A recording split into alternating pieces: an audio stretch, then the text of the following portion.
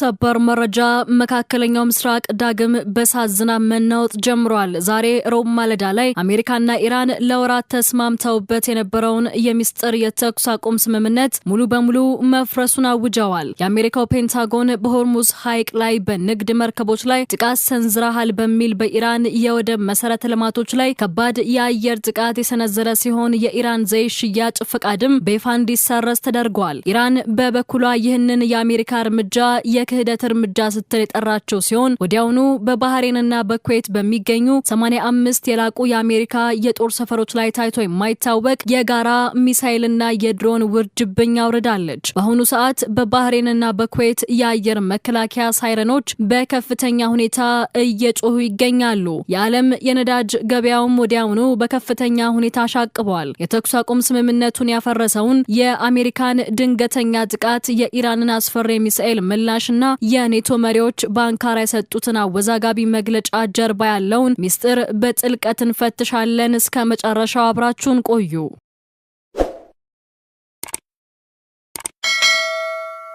ለበርካታ ሳምንታት በመካከለኛው ምስራቅ ቀጠና ላይ አንጻራዊ ሰላም ሰፍኖ እንዲቆይ አድርጎ የነበረውና በዋሽንግተንና በቴህራን መካከል በሚስጥር ተይዞ የነበረው የተኩስ አቁም የጋራ መግባቢያ ሰነድ ዛሬ ሮብ ማለዳ ላይ ሙሉ በሙሉ መፍረሱን ተከትሎ ቀጠናው ወደ ከባድ የጦርነት ማዕበል ውስጥ ገብቷል። የኢራን የውጭ ጉዳይ ሚኒስቴር ባወጣው አስቸኳይ መግለጫ አሜሪካና ኢራን ለጦርነቱ ማቆሚያ ተብሎ ተፈርሞ የነበረውን የሚስጥር ስምምነት ከንቱና ውጤት አልባ አድርገው ሲል በይፋ ከሷል። ይህ ታላቅ ስምምነት እንዲፈርስ በር የከፈተው የመጀመሪያው ወታደራዊ እርምጃ የተሰማው ከአሜሪካ ጦር ማዕከላዊ እዝ ነው። የአሜሪካ ባለስልጣናት እንደገለጹት የኢራን ወታደራዊ ኃይሎች በዓለም የንግድ መስመር ላይ ወሳኝ በሆነው የሆርሙዝ ባህረ ሰላጤ በኩል ሲጓዙ በነበሩ 3 ዓለም አቀፍ የንግድ መርከቦች ላይ ያላንዳች ምክንያት አደገኛ ጥቃት በመሰንዘር የቆየውን የተኩስ አቁም በግልጽ ጥሰዋል። አሜሪካ ለዚህ እርምጃ ፈጣንና ከባድ ዋጋ ለማስከፈል በማለም በደቡባዊ የኢራን የባህር ዳርቻዎች ላይ ያነጣጠረ መጠነ ሰፊ አየር ጥቃት ሰንዝራለች። የፔንታጎን ምንጮች እንዳረጋገጡት የአሜሪካ የጦር ጀቶች የኢራንን የአየር መከላከያ ስርዓቶች፣ የወደብ መሰረተ ልማቶችን፣ የባህር ዳርቻ የክትትል ማዕከላትንና የጸረ መርከብ ክሩዝ ሚሳይልና የድሮን ማስወንጨፊያ ጣቢያዎችን በቪዲዮ በተደገፈ ኃይለኛ ድብደባ አውድመዋል። የኢራን ብሔራዊ ሚዲያዎች እንደዘገቡት በአሜሪካ የተተኮሱ 6 ዘመናዊ ሚሳኤሎች በደቡባዊ ኢራን በምትገኘው ሲሪክ ከተማ በሚገኘው የታሄሩይ የንግድ ወደብ ላይ ያረፉ ሲሆን ጥቃቱ በሲቪል ዜጎች ላይ የሞት አደጋ ባያደርስም በወደቡ ላይ በነበሩ ንጹሃን ላይ የሰውነት መቆራረጥና መለስተኛ የአካል ጉዳት አስከትሏል። ከተማዋ ውስጥ በሚገኘው የአሳ ማጥመጃ ወደብ ላይም የአሜሪካ ሚሳኤሎች ያረፉ ሲሆን በቦታው የነበሩ በርካታ የአሳ ማጥመጃ ጀልባዎች በእሳት ጋይተዋል። በተጨማሪም የአሜሪካ ጦር ማዕከላዊ እዝ በጥቃቱ ወቅት የኢራን አብዮታዊ ዘብ የባህር ኃይል የሚጠቀምባቸውን ከ65 በላይ አነስተኛ ፈጣን የጦር ጀልባዎችን ማውደሙንና ይህ እርምጃ ኢራን በዓለም አቀፍ የባህር ጉዞ ላይ ለፈጸመችው ትንኮሳ የተሰጠ አስፈላጊ ምላሽ መሆኑን ገልጿል። ይሁን እንጂ የዚህ ስምምነት መፍረስ በጦር ሜዳ ፍልሚያ ብቻ የተገደበ አይደለም። አሜሪካ በኢራን ላይ የሰነዘረችው ትልቁ ጥቃት በኢኮኖሚ ዘርፍ ላይ ነበር። የአሜሪካው የገንዘብ ሚኒስቴር በትናንትናው ዕለት ምሽት ባሳለፈ አስቸኳይ ውሳኔ በስምምነቱ አንቀጽ 10 መሰረት ለኢራን ተሰጥቶ የነበረውንና እስከ መጪው ነሐሴ 21 ድረስ እንዲሰራ ታቅዶ የነበረውን የነዳጅ ማምረት የመሸጥና የማጓጓዝ ልዩ ፍቃድ ሙሉ በሙሉ ሰርዞታል። ይህ ውሳኔ የኢራንን ደካማ የነዳጅ ኢኮኖሚ ሙሉ በሙሉ የሚዘጋና ማነቆ ውስጥ የሚከት በመሆኑ ቴሄራንን በከፍተኛ ሁኔታ አስቆጥቷል። የኢራን የውጭ ጉዳይ ሚኒስቴር አሜሪካ የነዳጅ ሽያጭ ፍቃዱን መሰረዟን የክህደት እርምጃ ሲል የኮነነው ሲሆን ዋሽንግተን በሆርሙዝ ሐይቅ ላይ የኢራንን ወታደራዊ አቀማመጥ ለመቀየር ጣልቃ መግባቷና የእስራኤል ጦር በሊባኖስ ላይ የሚፈጽመውን ቀጣይነት ያለው ወታደራዊ ወረራና የሽብር ተግባር በዲፕሎማሲ መደገፏ የስምምነቱን መሰረታዊ ምሰሶዎች ያፈረሰ ተግባር ነው ብለዋል። በመግለጫው ማጠቃለያ ላይም ከዚህ ውጥረት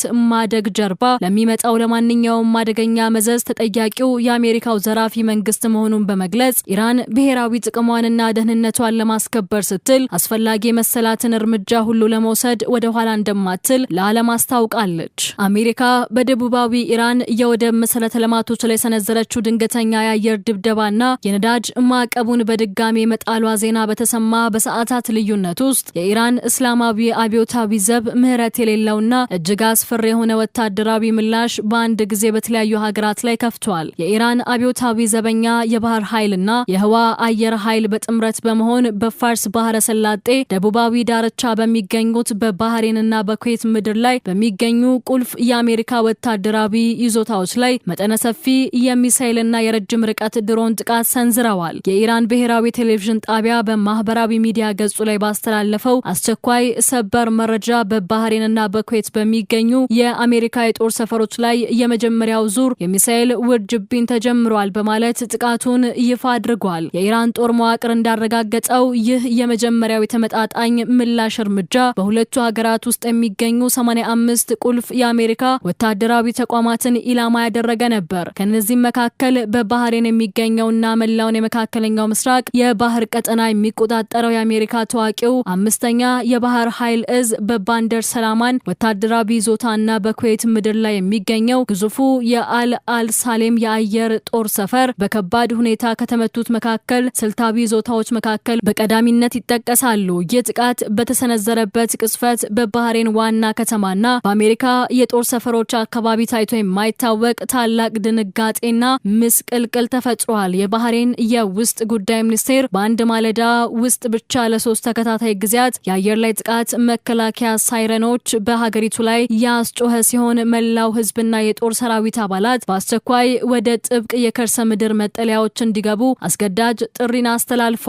በኩዌት በኩልም በተመሳሳይ ሁኔታ ሳይረኖች የጮሁ ሲሆን የኩዌት ጦር ከፍተኛ እዝ የአየር መከላከያ ስርዓቶቻቸውን ወደ ሀገሪቱ ሰማይ የገቡትን የጠላት ሚሳይሎችና አጥፊ ድሮኖች በአየር ላይ ለመምታትና ለመከላከል በከፍተኛ ፍልሚያ ላይ መሆናቸውን በይፋ አረጋግጠዋል። በዚህ ታላቅ ፍልሚያ መሃል የኢራን አብዮታዊ ዘብ የባህር ኃይል ጥቃቱን ለማክሸፍና መረጃ ለመሰብሰብ በአየር ላይ ትበር የነበረችውን እጅግ ዘመናዊና ውድ ዋጋ የምታወጣውን የአሜሪካን MQ-9 ሰው አልባ የስለላ ድሮን መቶ መጣሉን በኩራት አውጇል። ሆኖም በዚህ ፍልሚያ ወቅት አንድ የኢራን አብዮታዊ ዘብ የባህር ኃይል አባል በባንደር ማሻህር ከተማ ከአሜሪካ ድሮኖች ጋር በተደረገ ግጭት መገደሉን የሀገሪቱ ታስኒም የዜና ወኪል ዘግቧል። ይህንን ወታደራዊ ማዕበል ተከትሎ የኢራን ፓርላማ አፈጉባኤ መሐመድ ባጌር ቃሊባፍ በማህበራዊ ሚዲያ ገጻቸው ላይ ባስተላለፉት እጅግ ጠንካራ መልእክት የማስፈራራት የትንኮሳና የዝርፊያ ዘመን ለአንዴና ለመጨረሻ ጊዜ አብቅቷል። ይህ አካሄድ አሜሪካን የትም አያደርሳትም፣ እኛ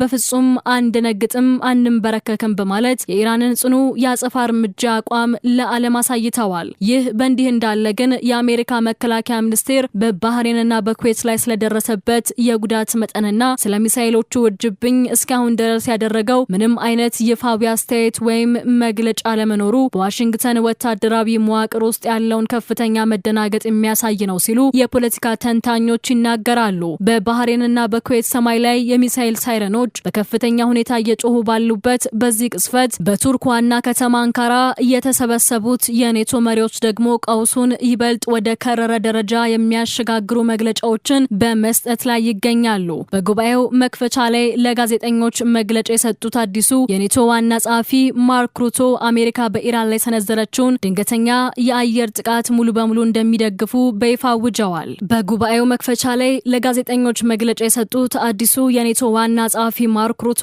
አሜሪካ በኢራን ላይ ሰነዘረችውን ድንገተኛ የአየር ጥቃት ሙሉ በሙሉ እንደሚደግፉ በይፋ አውጀዋል። ማርክ ሩቶ ሲናገሩ አሜሪካ በኢራን ላይ የወሰደችው የጦርነት እርምጃ ፍጹም አስፈላጊና ሊደረግ የሚገባው ነበር። የተኩስ አቁም ስምምነት ባለበት ሁኔታ ኢራን ስምምነቱን በግልጽ እየጣሰች በመሆኑ አሜሪካ በከፍተኛ ኃይል ምላሽ መስጠቷ እጅግ ወሳኝ ነው በማለት ዋሽንግተንን ሙሉ በሙሉ ተከላክለዋል። ይሁን እንጂ ጥቃት የደረሰባት የኩዌት መንግስት ጉዳዩን የተመለከተችው በከፍተኛ ስጋትና ቁጣ ነው። የኩዌት የውጭ ጉዳይ ሚኒስቴር ባወጣ አስቸኳይ መግለጫም በሀገሪቱ ሉዓላዊ መሬት ላይ የተፈጸመውን የኢራንን ተደጋጋሚ ጥቃት በጥብቅ ቃላት አውግዟል። ኩዌት በሰጠችው መግለጫ ቀጠናዊና ዓለም አቀፋዊ የሰላም ጥረቶች እየተደረጉ ባሉበት በዚህ ስስ ወቅት ይህንን የመሰለ ግልጽ ጥቃት መፈጸም የሰላምን መንገዱን በስልታዊ ሁኔታ ማፍረስና ዓለም አቀፉን ፍላጎት መቃረን ነው ስትል ቴሄራንን ከሳለች። ለዚህ የባህረ ሰላጤው ሀገራት ቁጣ የኢራን የውጭ ጉዳይ ሚኒስቴር የሰጠው ምላሽ ግን እጅግ አስፈሪና ማስጠንቀቂያ ያዘለ ነበር። ቴሄራን በተለይም በፋርስ ባህረ ሰላጤ ደቡባዊ ዳርቻ ላይ ለሚገኙ ጎረቤት ሀገራት ሙሉ በሙሉ ባስተላለፈችው ዓለም አቀፍ የህግ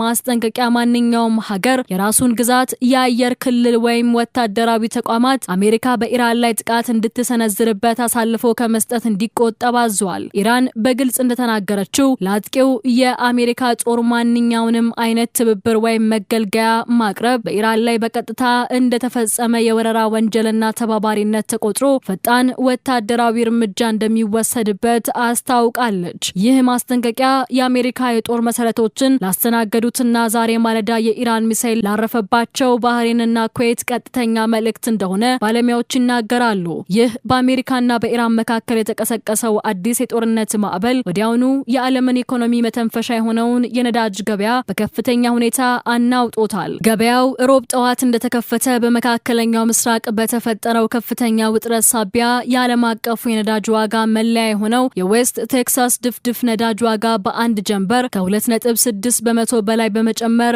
በአንድ በርሜል $72 ከ29 ሳንቲም ላይ እንዲያርፍ አድርጎታል። ይህ የነዳጅ ዋጋ በተከታታይ ቀናት በከፍተኛ ፍጥነት እንዲያሽቆለቁል በር የከፈተ ሲሆን ጦርነቱ ወደ ሆርሙዝ ሐይቅ ሙሉ በሙሉ ከተስፋፋ ዓለም አቀፍ የሪሴሽን ወይም የኢኮኖሚ ቀውስ ሊከተል እንደሚችል የኢኮኖሚ ባለሙያዎች በከፍተኛ ስጋት እየተነበዩ ይገኛሉ።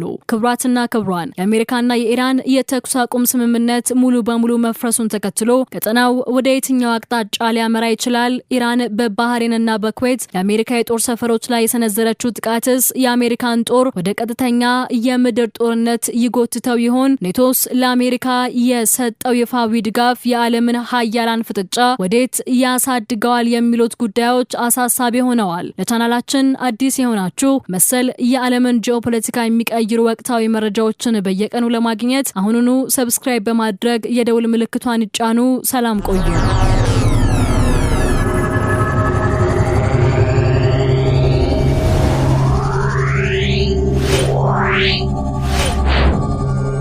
Yeah.